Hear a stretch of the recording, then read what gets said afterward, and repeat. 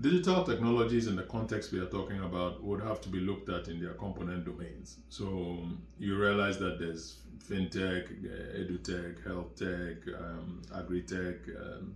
There's any number of domains within which you can look at digital technology.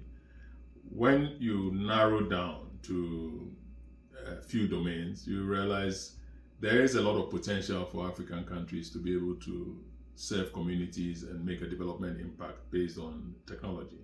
So, taking for example fintech, you there's a study from McKinsey that is showing the kind of multipliers that can be achieved in the economy if we use the benchmarks of say Ghana and Kenya.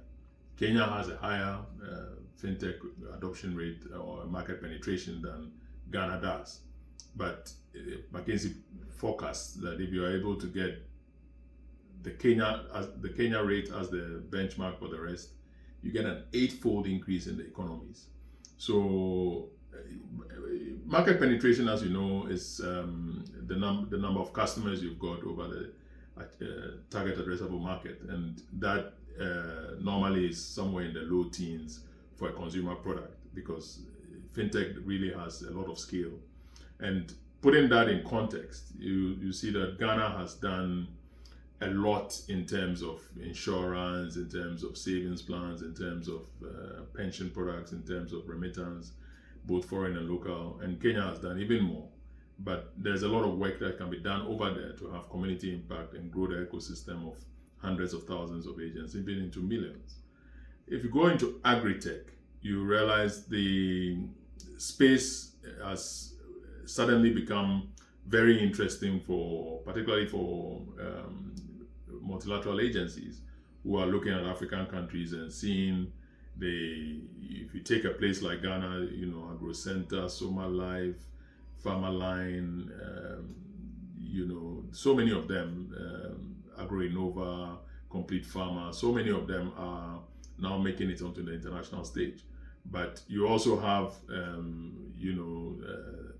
in the iProcure in Kenya, for example, and you have a few in Nigeria and South Africa and so on who are making a big impact in the agri-tech space. If you take educational technology, it embraces the whole ecosystem of content, assessments, counseling, and everything that is available online from a technology standpoint.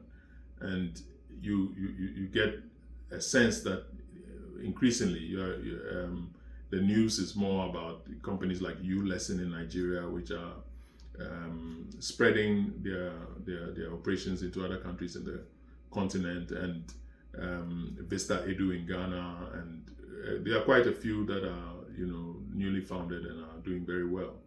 If you go into health technology, you find that Nigeria has Helium Health, for example. Ghana has M-Pharma, and there are quite a few that are being founded, not every day, but like you realize that there's a lot of investment being attracted into the area, and it is simplifying the access problem for people who need to reach professionals and to reach remote health centers.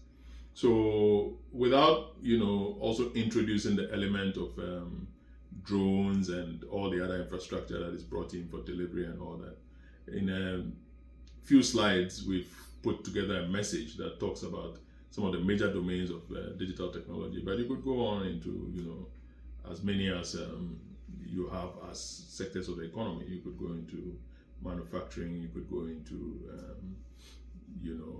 media, into quite a lot of other domains. But we'll leave it here.